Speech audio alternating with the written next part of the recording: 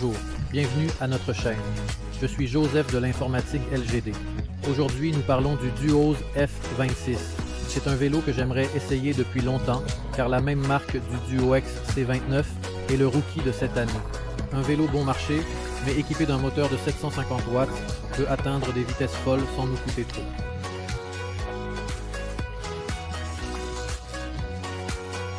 Le Duos F26 est très intéressant car il dispose de deux moteurs de 750 watts, tous deux sur le moyeu. Nous avons donc un moteur avant et un moteur arrière et une batterie de près de 1000 watts. Il atteint une vitesse de près de 55 km/h en accélération frénétique et surtout, il est capable de surmonter tout type de pente grâce aux deux moteurs. En plus, on a aussi le système de freinage.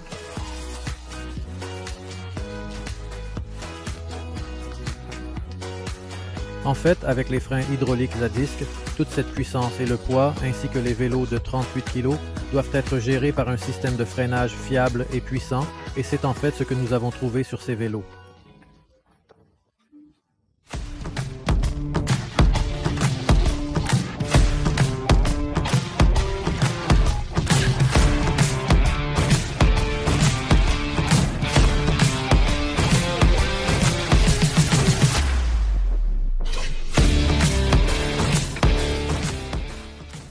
Nous avons ensuite deux roues de 26 pouces énormes à utiliser. Gras, ce qui les rend pas plus 26, mais en fait ils sont presque 30 car les bandes latérales mesurent 4 pouces. Et alors?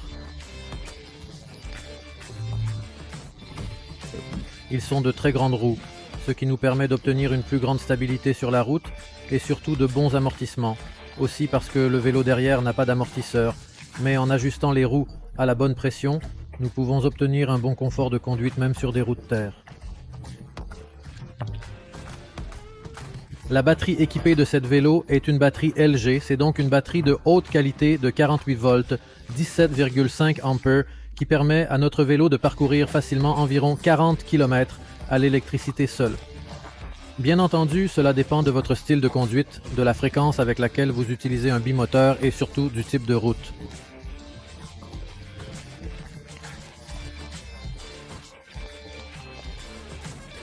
Une chose avec laquelle j'ai été très heureuse de remarquer que les roues sont de très bonne qualité, elles ont presque un roulement illimité, presque un an de friction, donc même si nous descendons sans pédale, sans moteur, nous pouvons toujours atteindre des vitesses assez élevées. C'est parce que le vélo passe en courant, c'est un plaisir, même s'il a des roues larges, ils sont fabriqués. La société mère prétend une autonomie maximale d'environ 125 km en mode hybride. Nous y pouvons donc aussi y arriver par les pédales auxiliaires, mais évidemment, cela dépend du type de route. Évidemment, si nous montons sur une colline ou une colline, nous devons faire beaucoup de vélo pour atteindre 120 km. D'autre part, si nous étions sur un sol plat, et si nous gérons bien la puissance du moteur et les pédales, nous y serons peut-être arrivés.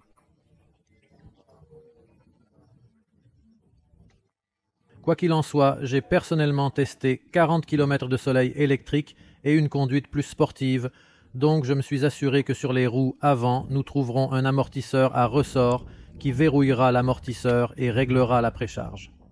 Cela nous permet de conduire avec le maximum de confort ou, en tout cas, d'obtenir une bonne rigidité avant pour pouvoir faire face.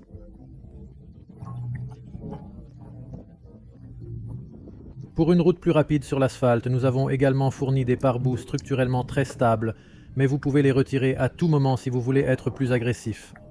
Nous avons un porte-bagages arrière sans ressort, un phare très puissant et une lumière LED alimentée par batterie située sous la selle, qui peut être rechargée séparément et ne peut pas être alimentée par la batterie du vélo.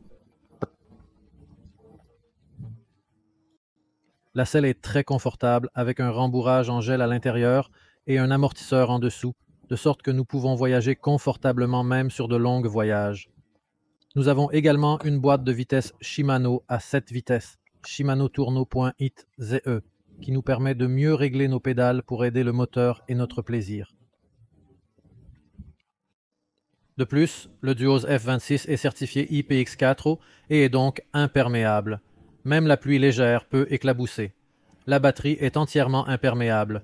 Les seules pièces susceptibles d'être affectées par l'eau sont les ordinateurs à bord, mais vous n'aurez pas de problème d'eau à moins que vous ne voulez rouler dans une inondation.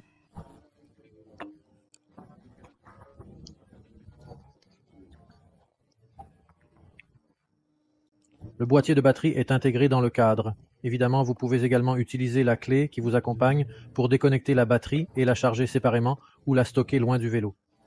En tout état de cause, la conception est très prudente et les câbles traversent l'intérieur du cadre. Nous n'avons donc pas de fil pour suspendre, du moins seulement si cela est absolument nécessaire.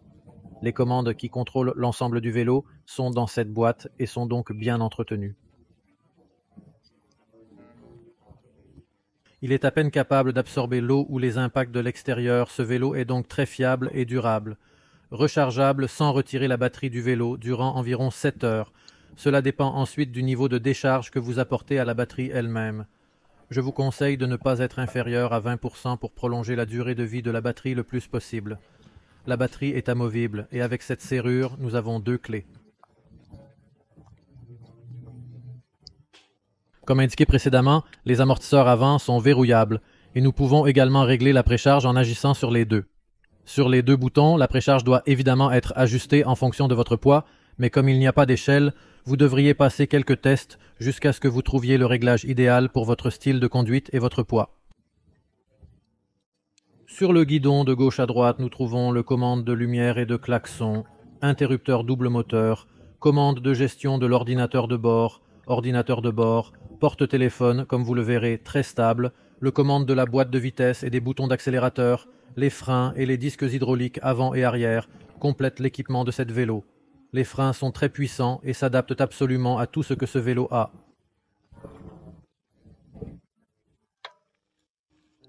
Mais comment se passe-t-il 2 des 26 en route? C'est un missile qui décolle avec 2 moteurs et laisse de la poussière derrière vous. Une chose que vous remarquerez immédiatement sur ces vélos est le bruit de l'absence de collision de pièces.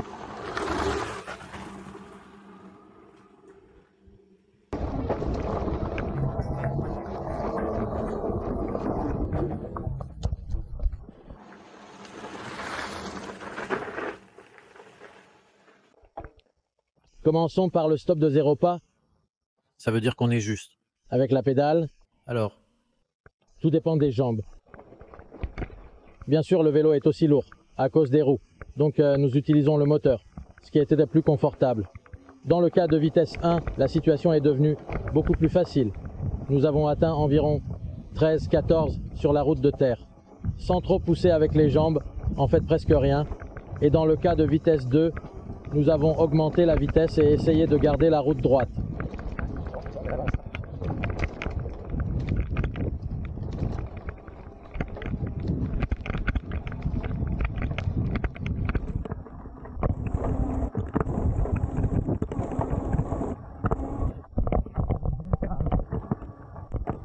Malheureusement, le microphone de l'appareil photo n'apprécie pas beaucoup les objectifs qu'il reçoit et en fait l'audio n'est pas très bon.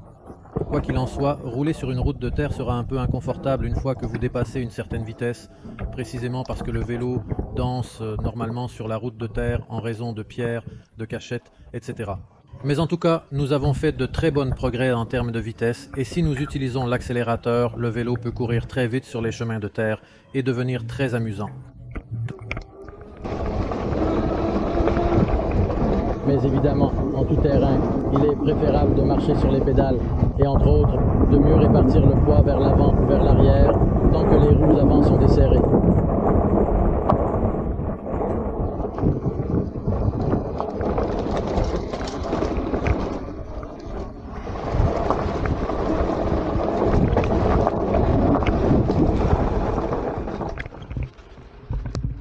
Apparemment, ce n'était pas une visite provisoire, donc nous ne pouvons pas aller sur les bouleverses, mais sur les routes de terre, dans des endroits accidentés. Il fait de son mieux. Nous pouvons utiliser pleinement les accélérateurs ou la vision assistée comme notre choix. Plus les grandes roues de 26 pouces. Les faits vous garantissent un plaisir vraiment unique. Vous pouvez galoper sur des routes de terre à des vitesses inimaginables en vélo.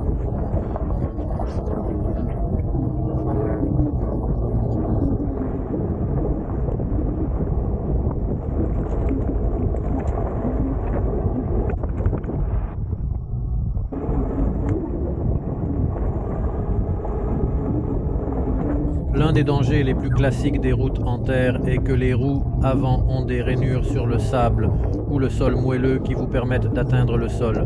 Mais dans ce cas, avec toutes les roues motrices, les roues avant roulent aussi, car il y a un moteur, Donc elle ne coule pas, au contraire, elle vous permet de sortir des situations les plus désagréables et de vous faire galoper à des vitesses très intéressantes. Le vélo est absolument très confortable et amusant pour faire du chemin de terrain, des chemins de terre, des sentiers de campagne, etc. Il est évidemment beaucoup plus stable sur l'asphalte que de nombreux autres vélos, car son poids important est d'environ 38 kg.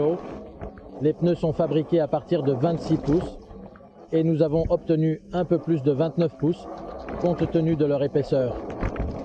Donc ce sont des roues géantes.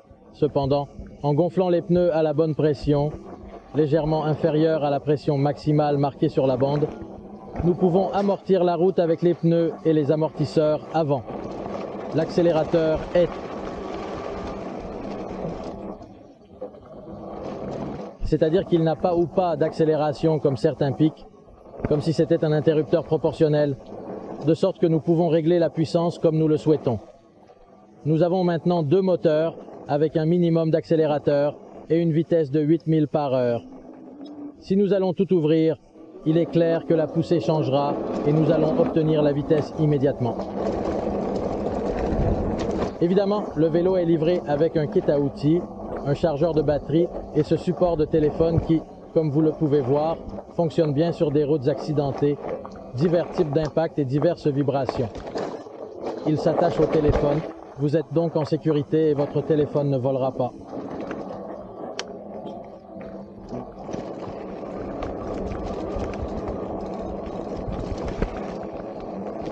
En mode hybride, c'est-à-dire avec l'assistance de batteries et de pédales, l'autonomie revendiquée est d'environ 100 km, mais en réalité c'est une vision optimiste de l'autonomie du vélo, qui devrait en fait, à mon avis, atteindre jusqu'à 70 km/h. Cela dépend clairement du chemin. Évidemment, si vous marchez 30 km de pente raide, vous mangerez vos jambes et vos batteries.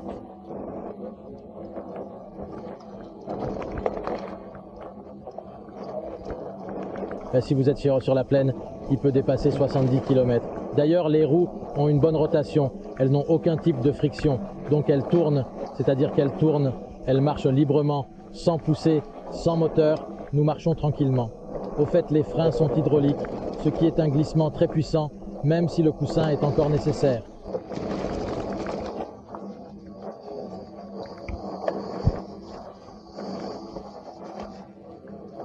Bien tourné après tout. Jusqu'à présent, nous n'avons marché que 100 km. 100, non, 47. C'est 10 km et les pinces sont en fait complètement réglées. Lorsque le vélo arrive, vous devez installer la selle.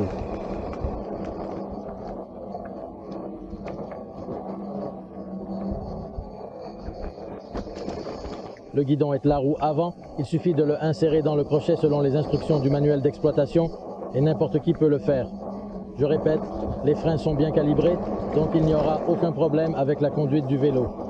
Évidemment, la seule chose que vous devez faire est d'ajuster le siège de la manière la plus appropriée.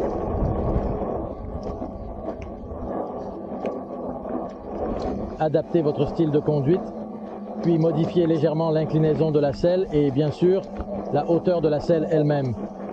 La hauteur ou l'inclinaison du guidon ne sont pas réglables, mais si vous voulez avoir cette option, vous pouvez acheter de nouveaux tubes avec réglage. Même si je ne les aime pas beaucoup, car ils exercent beaucoup de force sur le guidon de toute façon. Donc si je ne l'achète pas, un bon produit.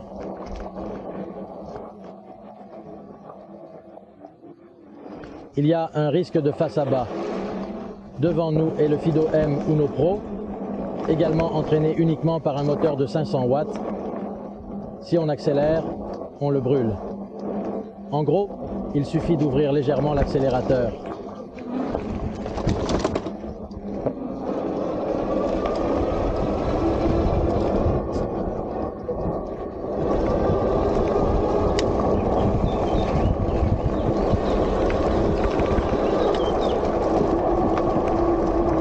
Absolument pas comparable.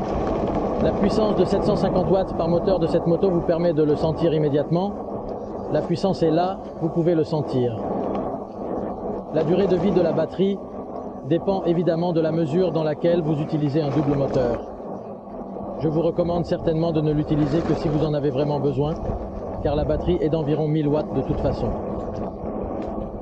Les moteurs occupent tous, ou plutôt consomment 1500 watts. Et il est donc évident que la puissance pour fonctionner les deux moteurs simultanément est manquante. Lorsque nous accélérons, la batterie baisse clairement en raison de l'absorption du moteur. Mais ensuite, il suffit de réduire la charge au niveau de charge réelle et de revenir au niveau de charge réelle. Sur l'ordinateur de bord, nous pouvons lire par la touche M. Donc il y a des données sur l'ordinateur, des kilométrages partiels, la tension de la batterie, le temps depuis la dernière éteinte, le kilométrage total. Nous avons ensuite le menu secret habituel qui nous permet de modifier plusieurs paramètres, y compris la vitesse maximale du vélo. On peut aussi le faire en vol. Passons à P08.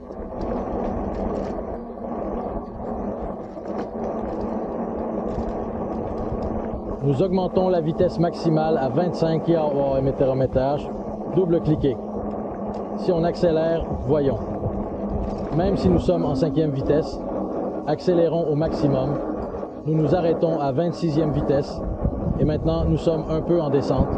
Donc le vélo est en descente. Apparemment, nous pouvons ramener le vélo à son état normal de fonctionnement en fixant simplement la valeur T08 à 100, ce qui représenterait 100% de la puissance disponible.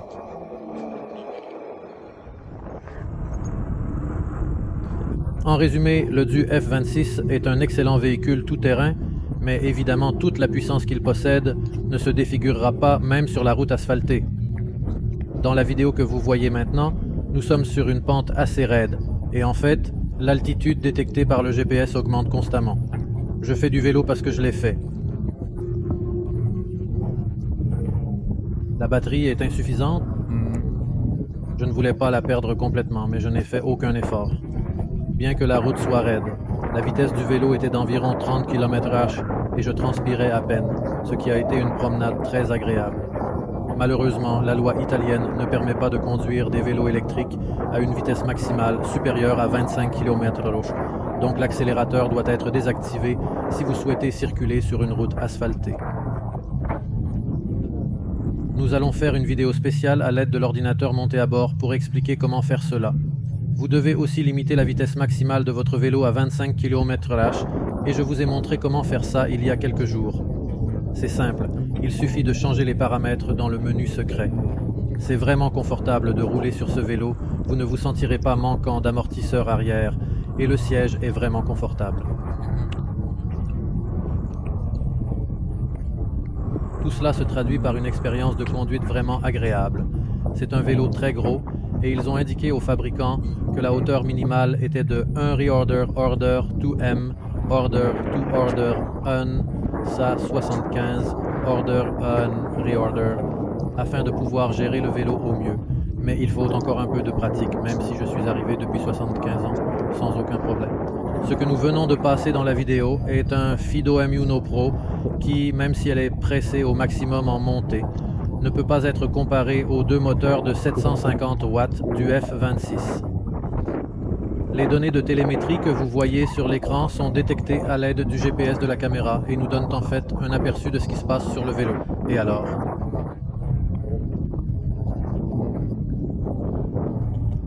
Altitude. Depuis le début de la vidéo jusqu'à présent, nous avons été différents d'environ 100 mètres et la vitesse commence à augmenter maintenant car nous commençons à descendre sans moteur, juste avec notre poids et la mobilité parfaite du vélo. On est arrivé à 50 miles par heure. Comme je le répète dans ce cas, c'est vraiment un miracle que la vitesse ne soit pas déterminée par deux moteurs, mais par la conduite du vélo.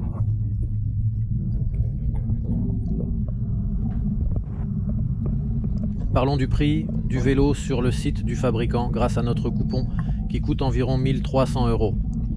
Ce n'est pas un prix bas, mais tout cela vaut la peine par rapport à ce que vous trouvez sur votre vélo, qu'il s'agisse de matériel ou de fonctionnalités techniques. Les vélos sont bien moins disponibles et les prix sont beaucoup plus élevés. Je suis très satisfait de cette moto.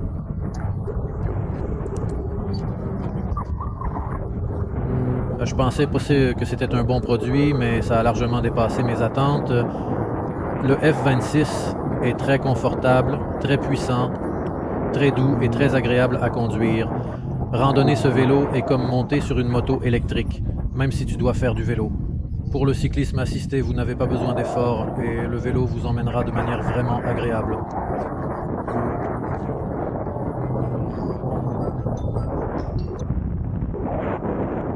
Si vous êtes intéressé à acheter, je vous laisserai un lien coupon dans la description. J'espère que vous aimez cette critique et surtout, il sera utile pour vous dans le choix de votre prochain vélo électrique.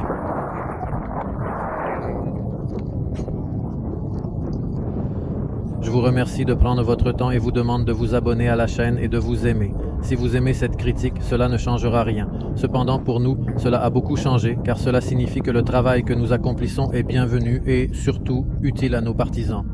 Je vous salue et vous suggère de consulter le prochain commentaire de Giuseppe de LGD Informatique.